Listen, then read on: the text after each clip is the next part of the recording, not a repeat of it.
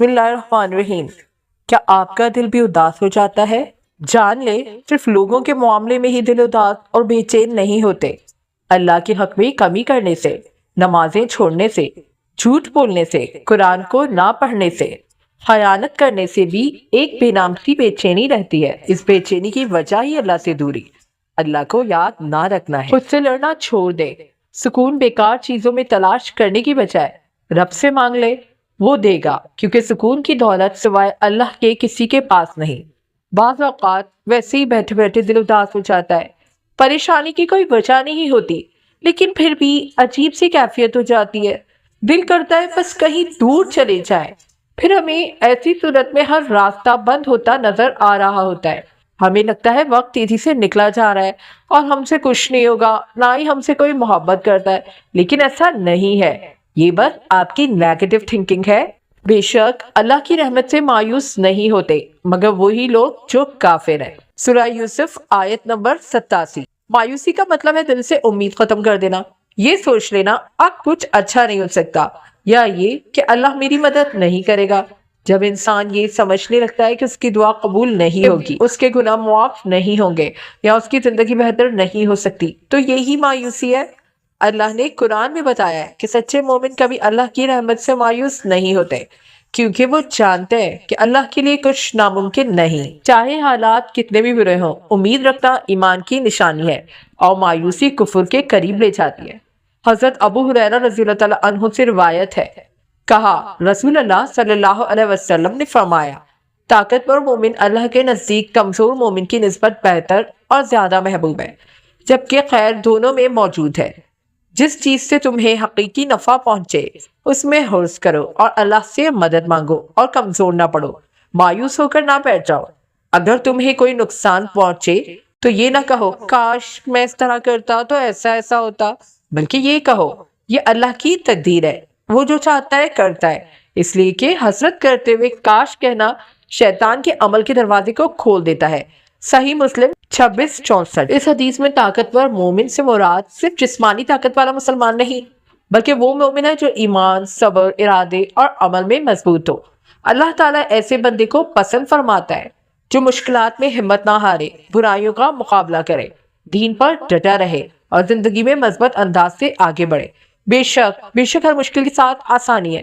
پتہ ہے سکون کیسے ملتا ہے؟ اللہ تعالیٰ نے سورہ رعد میں فرمایا ہے کہ جو لوگ ایمان لائے ان کے دل اللہ کے ذکر سے اطمینان حاصل کرتے ہیں۔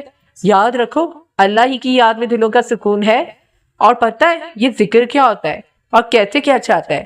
ذکر کہتے ہیں یاد کرنے کو، اور اللہ کا ذکر پتہ ہے کیسے کرتے ہیں؟ اسے بار بار یاد کر کے، اور اسے یاد پتہ ہے کیسے کرتے ہیں؟ اللہ کو قول اور فعل سے یاد کرنا۔ قول سے مراد زبان سے اقرار کرنا، اللہ کی تمام تعریفیں، اس کی تمام صفات کا بار بار اپنی زبان سے اقرار کرنا، اس کی توحید کا اقرار کرنا، اور فعل سے مراد عمل کرنا۔ اور ذکر میں عمل پتہ ہے کیا ہوتا ہے؟ نماز، روزہ، زکوٰۃ، حج، یہ سب کیا ہے؟ اللہ کے ذکر کو عمل طور پر انجام دینے کی تو صورتیں ہیں۔ اور پتہ ہے پھر بھی ان سے سکون کیسے مل جاتا ہے؟ تم پریشان ہو رہے ہو کہ تم بھی تو اللہ کا ذکر کرتے ہو، پھر بھی تمہیں سکون کیوں نہیں مل رہا؟ کیا پتہ تم قول و فعل دونوں طریقے سے اللہ کی عبادت کرو، لیکن کیا پتہ ابھی بھی کچھ کمی ہو؟ کیا پتہ تم نے اللہ پر توکل نہ کیا ہو؟ اللہ پر مکمل یقین۔ سکون کسے کہتے ہیں؟ ہر فکر سے آزاد ہو جانے کو، ہر مشکل سے بری ہو جانا، تب جب تمہیں کنفرم ہو جائے کہ اب تمہارے ساتھ کچھ برا نہیں ہوگا۔ ایسا کب ہوتا ہے؟ ایسا تب ہوتا ہے جب تم اللہ پر مکمل بھروسہ کر لیتے ہو، اور جب تمہیں اللہ پر مکمل یقین ہو جائے کہ وہ تمہارے ساتھ کچھ برا، کچھ غلط نہیں ہونے دے گا۔ تمہارے ساتھ جو بھی ہوا ہے، جو بھی ہو رہا ہے، یا جو بھی ہوگا وہ بہتر نہیں بہترین ہوگا۔ تب تم پریشان کیسے رہ سکو گے؟ تب تو صرف سکون ہی سکون ہوگا۔ اور اللہ کا ذکر بھی تو یہی ہے، جب تم اعتماد اور یقین سے اللہ کی قدرت پر یقین کر لیتے ہو، پھر تم ہر پریشانی میں اپنے اللہ کو ہی سوچتے ہو اور بس سکون مل جاتا ہے۔ اور پتہ ہے سکون ملنے کے بعد کیا ہوتا ہے؟ تمہاری عبادتیں خود بخود خشوع و خضوع والی ہو جاتی ہیں، تمہاری عبادات خالص ہو جاتی ہیں، تمہیں لوگوں کی نہیں بلکہ اللہ کی فکر ہوتی ہے۔ یقین رکھو اللہ پر، بے شک وہ ہر چیز پر قادر ہے۔ اپنے دل کی کیفیت اللہ کو بتایا کرے کہ آپ کیا محسوس کر رہے ہیں، کتنی تکلیف میں ہیں۔ آپ یقین کریں وہ بہت پیار سے سنے گا، اس کے سامنے رو لینے سے ہی آپ کے دل میں سکون اترے گا۔ بے شک وہ دلوں کا ہمراز ہے۔ اللہ تعالیٰ فرماتا ہے نہ تو تیرے رب نے تجھے چھوڑا ہے نہ وہ بیزار ہو گیا۔ اللہ ہی تمہارا پہلا سہارا تھا اور اللہ ہی تمہارا آخری سہارا ہے۔ تم کتنے گنہگار کیوں نہ ہو، کتنے ہی نافرمان کیوں نہ ہو، تب بھی تم اسے پکارو گے، وہ تمہیں جواب دے گا۔ تم پلٹ کر آنے میں دیر کرتے ہو مگر وہ دیر نہیں کرتا، وہ بس تھام لیتا ہے اور رحم فرما دیتا ہے۔ وہ وقت دور نہیں جب تمہیں تمہارا رب اتنا دے گا کہ تم راضی ہو جاؤ گے۔ لَا تَقْنَطُوا مِن رَحْمَتِ اللَّهِ، الزمر 53۔ اللہ کی رحمت سے کبھی مایوس نہ ہو، وہ تمہارے ہر گناہ کو بخش سکتا ہے۔ علیہ اللہ بکافی عندہ، الزمر 36۔ کیا اللہ اپنے بندے کے لیے کافی نہیں ہے؟ اسے اپنا سب سے بڑا وکیل اور مددگار سمجھو۔ الا بذکر اللہ تطمئن القلوب، الرعد 28۔ سن لو، اللہ کے ذکر سے ہی دلوں کو اطمینان حاصل ہوتا ہے۔ اپنے رب کو یاد کرو، سکون فوراً اتر آئے گا۔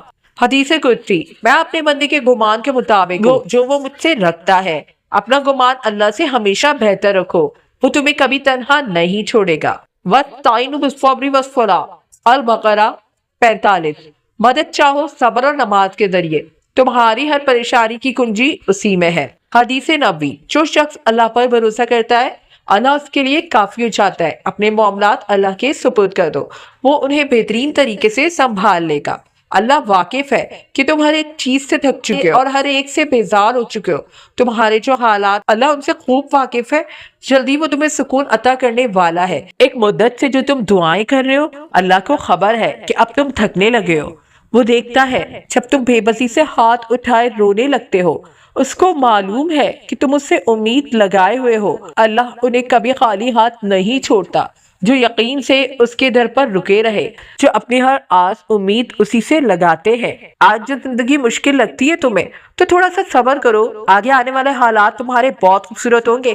ایک دن تم اللہ تعالیٰ سے مانگنے والی ہر چیز پالو گے، تمہیں تمہاری تڑپ اور دعائیں اس کے در پر لے جائیں گی اور تم خالی ہاتھ نہیں رہو گے، جو مانگا اس سے بھی بڑھ کر پاؤ گے۔ جب تم تھک جاؤ بندوں کے آگے رو رو کر، جب تم تھک جاؤ لوگوں کے انداز سے، تو چپکے سے بندوں کے مالک سے بات کرنا، جو تم سے سب سے بڑھ کر چاہتا ہے، جس کو تمہاری قدر ہے، وہ تمہیں تھام لے گا۔ اور جب اس پر معاملات چھوڑے جاتے ہیں تو ہر الجھن سلجھ جاتی ہے۔